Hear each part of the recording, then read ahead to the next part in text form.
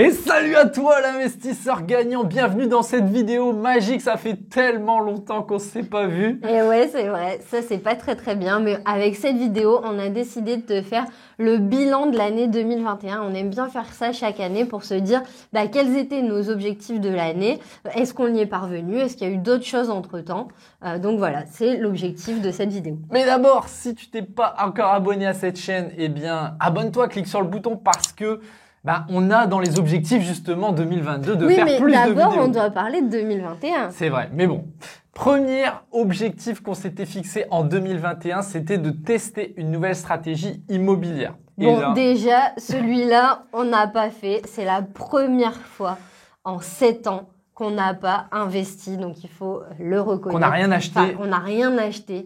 Sur 2021, on s'est concentré sur notre parc existant. Alors pourquoi? Tout simplement, déjà on a un bébé maintenant. Alors on se trouve des excuses. Là, on est là pour se trouver des excuses. Non, mais c'est marrant parce que justement, il y a quelqu'un qui m'a posé la question cette semaine par email en me disant est-ce que le fait d'avoir eu un enfant, ça vous a ralenti parce que lui, il venait d'être papa de jumelles. Ouh là là. Et donc du coup, je réfléchissais à ça. Je suis de tout cœur avec toi, mon ami. Je réfléchissais à ça et j'essayais de me dire mais t'imagines quand on était salarié cadre dans le privé, qu'on faisait des gros horaires, si en plus on avait rajouté Roman et en plus l'immobilier, honnêtement, je comprends que ce soit pas facile et je le reconnais. Maintenant, attention, on n'est pas là pour vous dire que c'est facile, on est là pour vous dire que c'est possible. Et oui, on a plein de gens autour de nous qui le font. Ça dépend aussi de tes priorités, c'est-à-dire que, on était salariés, mais on n'avait pas non plus une entreprise à gérer, 4000 personnes, plus de 4000 élèves à aider. Et à investir. ça prend du temps. Et ça prend beaucoup de temps. Et je pense que c'est au-delà de Roman, qui nous prend du temps, certes, mais c'est juste en fait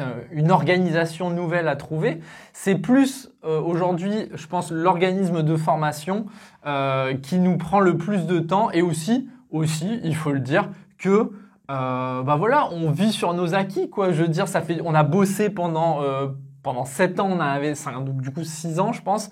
On a investi, on a beaucoup travaillé, on a fait ce qu'il fallait. Maintenant, on récolte un peu les fruits, tu vois. On a changé de région aussi. Maintenant, on habite dans le sud de la France et c'est vrai que du coup, il faut relancer aussi. On a notre confort par rapport au nord où on connaît bien, on connaît le marché. Là, il faut relancer. C'est pas le même marché, c'est pas les mêmes stratégies.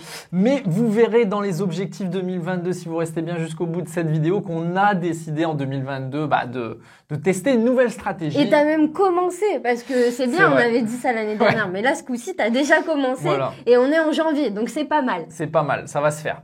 Deuxième objectif c'était de rembourser le crédit de notre résidence principale. Celui-là, il nous tient vraiment à cœur parce que la résidence principale, c'est la sécurité, c'est important d'avoir un toit sur sa tête. Et celui-là, on peut dire check, on va cocher la case. Alors, on fait cette vidéo le 25 janvier 2022.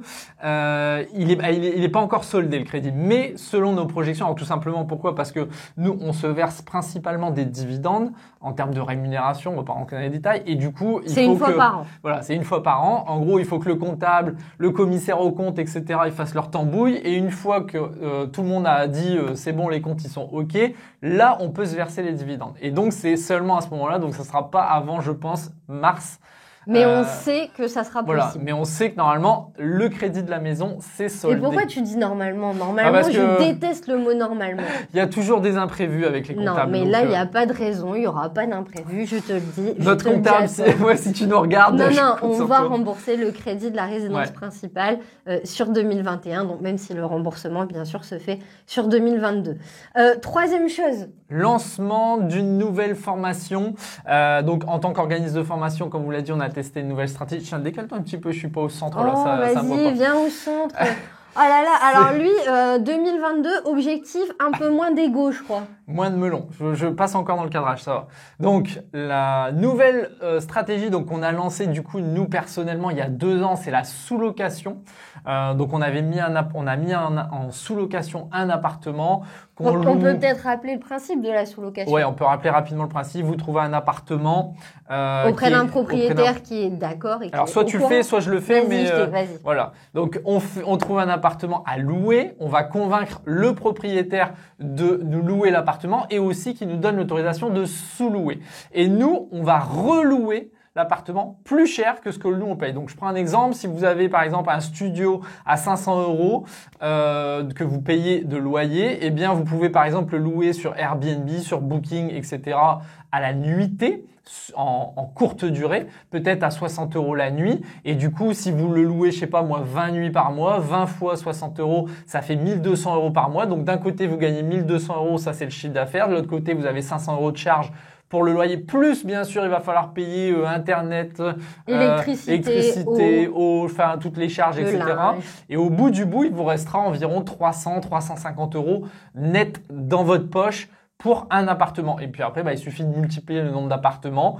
Vous voulez gagner 3000 € par mois, il vous en faut 8, 10 comme ça pour pouvoir atteindre cet objectif. Donc ça, c'est la stratégie de la sous-location. Et qu'est-ce qu'on a fait? Donc ça, on l'a fait sur 2020 et sur 2021. On a lancé notre programme de formation sur le sujet qui s'appelle Immobilier sans crédit, où on a pu commencer à accompagner des élèves sur ce sujet parce que c'est très intéressant la sous-location quand on n'est pas finançable. Donc soit parce qu'on commence à être bloqué par les banques, on a déjà investi, on a pas mal de crédits. Ce qui nous était notre cas. Et donc là, il faut trouver des solutions pour continuer de gagner de l'argent avec l'immobilier. Ou autre option, on a une situation financière qui est pas terrible et qui a besoin d'être améliorée. Donc on a besoin de générer des revenus complémentaires parce que pour l'instant, la banque ne nous fait pas confiance. Et la sous-location, ça va être un moyen de faire une première étape, de mettre un pied à l'étrier dans l'immobilier.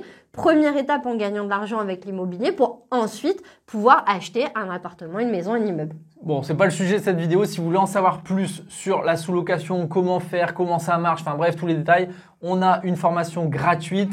C'est le lien dans la description. Vous cliquez dessus, vous vous inscrivez, vous verrez, vous aurez tous les infos et même plus encore. Objectif personnel de Simon. Alors, objectif personnel, tout de suite les mots qui fâchent. Ouais. J'avais dans mes petits objectifs, parce qu'il n'y a pas que les objectifs pro et perso. D'ailleurs, je vais vous expliquer comment on fait maintenant les objectifs. En tout cas, comment moi je les fais. Je suis pas sûr que Manuel fasse pareil, mais en tout cas, la méthode qu'on utilise pour se fixer les objectifs. J'avais dans mes objectifs en termes de santé d'aller au moins 4 fois par semaine au sport. Alors moi, je savais déjà qu'il allait pas le faire. Je lui ai dit, tu ne le feras pas, mais déjà 3 fois par semaine, ce serait très très bien. T'as vu ce biceps? Fais un petit bisou. Donc, clairement, c'est un échec. On va pas y aller par 4 chemins. C'était même pire, t'allais encore plus au sport l'année 2020 que l'année 2021. Non, ça c'est faux. Ça, c'est faux. Donc, clairement, 4 fois par semaine, c'était un petit peu ambitieux. On va revenir sur Terre, on va revenir modeste. Parce que les objectifs, c'est bien qu'ils soient ambitieux, mais il faut qu'ils soient atteignables. Réalistes aussi. Donc, passer de quasiment rien à 4 fois par semaine, bon, je sais pas. Et moi, j'y vais 2 fois par semaine, mais j'y vais vraiment. Moi, au moins, je suis honnête. Donc, les objectifs, ils étaient là. Je les ai repris l'année dernière. Pour ceux qui me suivent, vous pouvez regarder. Et du coup, bon, par contre, ce qui est bien, c'est que depuis, on va dire, les 3-4 mois maintenant, je me suis racheté une conscience. J'ai lu un très bon livre qui s'appelle The Miracle Morning. Le principe, c'est quoi? C'est que vous mettez en place une routine, vous vous levez genre un quart d'heure, une demi-heure plus tôt, et vous mettez en place des actions concrètes qui sont bénéfiques pour vous. Donc, en gros, c'est ce qu'il appelle les savers. On va pas vous faire tout un cours sur le Miracle Morning, mais en gros, vous allez pouvoir prendre du temps pour vous, pour réfléchir, un temps pour la lecture, un temps pour les affirmations, un temps pour la visualisation, etc., etc. Donc moi, depuis quelques mois, je fais ça. Alors, j'ai eu des pauses aussi, clairement. J'ai rien dit, moi. Ouais, non, mais je te vois parce que tu vas me balancer. Mais en tout cas, depuis combien de temps? Facilement, depuis début janvier, en fait. Depuis les bonnes résolutions. Non, mais avant, tu disais 4 mois et là, ça fait genre 20 jours. Non, mais il y a 4 mois, j'ai commencé à le faire. Ensuite, je me suis arrêté. J'ai dû le faire pendant un mois et demi, je dirais. Après, je me suis arrêté et depuis début janvier, là, j'ai repris et je m'y tiens. Donc, je me lève tous les matins à 6h30 et je fais ma routine. Alors, dans ma routine, il n'y a pas le sport parce que le sport, c'est quand même quelque chose qui prend 1 heure et comme je me lève que à 6h30 du matin, du coup, je peux pas intégrer la routine. Mais du coup, le sport, je l'ai intégré dans mon agenda d'une autre manière. En tout cas, faites du sport, c'est bon pour la santé, c'est bon pour le corps. Il y avait aussi une chose qui nous tenait vraiment à cœur, c'était de faire un voyage hors d'Europe avec notre fille, Romane. Donc maintenant, elle a 2 ans. On voulait passer au moins un mois hors d'Europe. Alors, on a fait ce voyage, on est allé à Dubaï, on y est allé pendant 2 semaines. On n'a pas fait un mois complet. Faut avouer que c'était pas encore très très simple de voyager en 2021. Vous le savez aussi bien que nous. Donc du coup, on a fait Dubaï. Et pourquoi Dubaï? Parce que c'est un endroit où tout est possible. C'est hyper safe. Donc quand on a un enfant en bas âge comme nous, c'est vrai que c'est très pratique de pouvoir voyager là-bas parce que en termes de sécurité, tout est fait pour les enfants, à l'aise. plus, tout est fait pour les enfants. C'est vraiment trop bien. Si vous avez des enfants en bas âge, franchement, c'est très pratique. Ouais, carrément. Ce que j'aime un peu moins à Dubaï, c'est que voilà, c'est bien, c'est très propre, c'est très sécure, mais ça a le côté aussi parfois un peu surfait. Aseptisé. Ouais, c'est ce que j'aime un peu moins à Dubaï comparé à quand on voyageait en sac à dos avant d'avoir un enfant et on est allé plutôt en Amérique latine. Là, c'est clair, c'est pas tout à fait aussi dépaysant. Après, en autre point que nous on n'aime pas trop à Dubaï, bon, on n'est pas des puristes écolos, ça on a beaucoup de progrès à faire là-dessus. Voilà, mais en tout cas là pour le coup c'est vraiment une des pires villes en termes d'écologie. Alors même s'ils ont beaucoup de projets et tout ça, mais je crois que si vous regardez la consommation d'eau, je crois à Dubaï c'est juste catastrophique par rapport au reste. Il faut mettre des piscines partout. Voilà. Donc ça c'était les objectifs 2021. Bon ça paraît pas énorme, mais voilà, on a fait quand même des choses en plus. Bien sûr, on a repris les soirées investisseurs gagnants. Alors ça on était super content de retrouver nos élèves. C'est des soirées qu'on fait un peu partout en France. On en fait minimum 4 par an. Bon là sur 2022, on a au moins 11 dates de planifier. Donc on a recommencé en septembre 2021 par Lille et puis on en a fait plusieurs, 4 en fait sur 2021. Et on a engagement tenu. Et on a le programme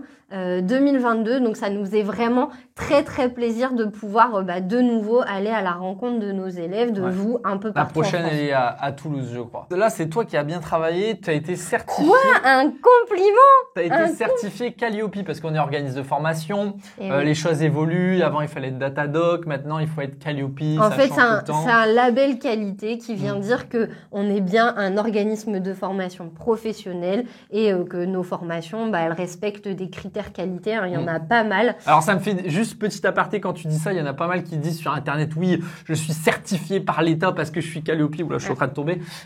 Tout ça c'est des conneries, il n'y a pas de certification. C'est surtout c'est pas l'État qui certifie, il y a des certificateurs et voilà, si vous respectez les critères et il y a quelqu'un qui vient chez vous faire un audit, qui vient vérifier vraiment en pratique comment vous travaillez avec vos clients et est-ce que vous cochez toutes les cases. Donc ça veut dire que oui, notre organisme de formation respecte bien les engagements qualité des organismes de formation.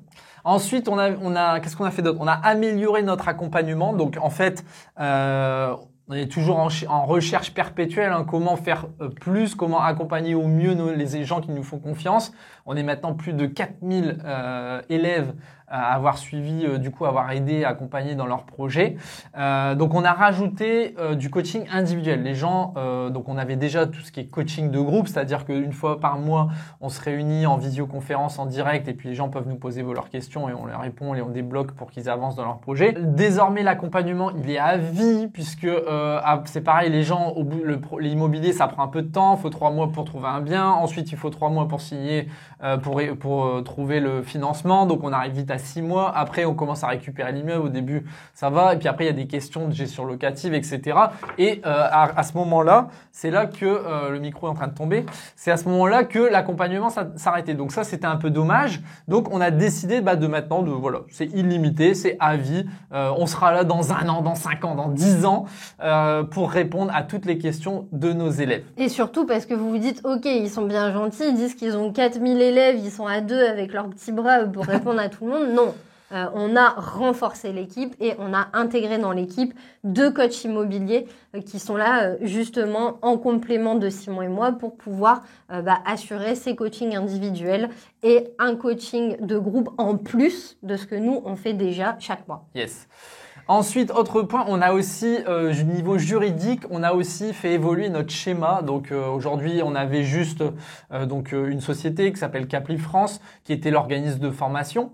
Et voilà, aujourd'hui, on veut investir dans d'autres projets, d'autres sociétés. Et pour ça, eh bien, on a créé, c'est fait. Tu as le cabis, elle existe. La holding, voilà, elle existe. Alors on dit pourquoi j'hésite sur ce terme, simplement parce qu'aujourd'hui, il manque quoi? Il manque rien. Non, en fait. sur la holding existe, donc ça c'est bon, elle existe, elle a un compte en banque, tout va bien. Après, on a créé des structures en dessous pour les différentes activités justement, et c'est sur ces activités-là où cette semaine on devrait recevoir les cabis. Voilà, ok. Donc l'objectif de cette holding, donc déjà dites-nous dans les commentaires si ça vous intéresse qu'on développe un peu plus ce sujet-là de la holding et les projets qu'on a autour. Alors je sais que c'est très populaire la holding avec la SCI à l'IR et puis démembrement et tous ces trucs-là. Bref, si ça vous intéresse d'en savoir plus sur ces sujets-là, on peut vous faire une vidéo, mais il faut nous le dire dans les commentaires, les amis. Donc, allez-y. Maintenant qu'on a fini le bilan 2021, qu'est-ce qu'on va faire en 2022, les amis? Et surtout, qu'est-ce que vous avez fait en 2021? N'hésitez pas à nous le dire dans les commentaires au niveau immobilier, surtout au niveau immobilier. Qu'est-ce que vous avez fait qui vous tenait à cœur et qui vous rend fier? Comment on construit les objectifs désormais en 2022? En fait, on a fait des catégories. Donc ça, c'est suite au séminaire qu'on avait fait de Tony Robbins il y a genre 2-3 ans maintenant. 2019. Ouais, et du coup, on découpe les objectifs en catégories. Donc, je vous donne les catégories, on va pas tous les balayer. La catégorie santé, catégorie amour. Salut toi. Amour, ça peut être aussi... Ah ouais. Non, amour. C'est que les amoureux. C'est que toi. C'est que toi. Oh, que une catégorie complète pour moi. Professionnel, catégorie relations et catégorie finance. Voilà, donc c'est en gros les, je crois que ça fait 5 ou 6 catégories. Et derrière, on se fixe des objectifs tout simplement avec des indicateurs. Ok. Donc niveau santé, je suis toujours objectif de faire 3 séances de sport par semaine. Ah, c'est un peu plus réaliste. Voilà, donc c'est un peu plus réaliste. J'ai mis aussi dans mon agenda. Donc là, on est en bonne voie. Le problème, c'est pas tant de le faire pendant 2 semaines. Le problème, c'est de le faire sur toute l'année, quoi. C'est ça qui... Il faut que ça devienne vraiment une routine. C'est ça la clé pour que ça fonctionne. La catégorie amour, moi, franchement, je propose qu'on garde ça pour nous. Ça ne les intéresse pas. Être plus à l'écoute de Manu, on peut le dire quand même. Moi, je t'écoute pas. Mais attends, je suis tout le temps... Non, ça dit pas je n'écoute pas Manu. Ça dit je pourrais l'écouter encore plus. Alors, relations professionnelles, je vous en ai parlé tout à l'heure, c'est le projet, la nouvelle stratégie d'investissement en 2022. J'ai l'intention de créer une société de marchand de biens pour faire des opérations de marchand de biens. Donc, mon objectif, je l'annonce, c'est de générer au moins 100 000 € de bénéfices avec 2 projets, voire j'aimerais bien 100 000 € de bénéfices avec des projets qui auront au moins 20% de marge. Ça, c'est l'objectif. Rendez-vous l'année prochaine pour voir si c'est réussi. Et j'ai même envie de dire que si ça vous intéresse, j'ai peut-être des petites idées de vidéos pour vous sur cette chaîne. Donc, encore une fois, dites-nous si les vidéos de marchand de biens, ça vous intéresse, me suivre. Peut-être un défi 30 jours, devenir marchand de biens en 30 jours. Voilà, des choses comme ça, comme on avait fait à la belle époque de comment devenir investisseur gagnant en 30 jours. Si vous n'avez pas vu la série de vidéos, c'est ici. Au niveau finance, rembourser nos crédits immobiliers. Donc, une fois que la résidence principale est payée, l'idée, c'est d'aller sur toujours cette idée de se désendetter. Voilà. Yes. En fait, l'investissement immobilier, se construire un patrimoine, c'est des étapes. La première étape, c'est d'acheter, donc de s'endetter au maximum de ce qu'on peut pour acheter un maximum et avoir les loyers qui rentrent. Et ensuite, forcément, on a besoin de faire un palier déjà pour digérer les investissements et aussi vis-à-vis des banques. Et nous, là, c'est l'étape à laquelle on est, c'est-à-dire que maintenant qu'on a remboursé la résidence principale, on veut rembourser les crédits immobiliers au fur et à mesure. Donc d'ailleurs, il y a 2 stratégies avec ça, on peut en parler. Si soit l'argent que vous gagnez, vous le réinvestissez encore pour mettre un apport, pour développer encore votre patrimoine, soit vous voulez plutôt sécuriser et dans ce cas-là, vous remboursez ce que vous avez déjà acheté. Tu peux faire aussi un mix des deux. En tout cas, tu peux très bien garder un peu de sous pour faire un apport sur un autre projet et en même temps te désendetter, ce qui permet de montrer à la banque aussi que tu as un certain patrimoine, une assiette financière suffisamment importante pour pouvoir continuer de développer ton parc immobilier. Et voilà pour nous nos objectifs. Dites-nous s'ils vous plaisent, dites-nous si vous trouvez qu'ils sont pourris. Qu'est-ce que tu as envie de rajouter, Manu? Justement, sur les objectifs 2022, dites-nous ce que vous aimeriez nous fixer à nous comme objectif. Alors, bien sûr, des choses qui sont réalistes, des choses que vous aimeriez peut-être voir sur cette chaîne, des sujets immobiliers, des trucs comme ça. Ça nous permet, nous, de savoir de quoi vous avez envie pour 2022. Et si ça nous branche aussi, ça sera l'occasion de faire des vidéos sur ces sujets-là. Parce que vivre sans projet, c'est pas vivre, mais c'est survivre. Donc allez-y, vivez à fond, prenez des risques, amusez-vous et on vous dit l'aventure continue. À demain.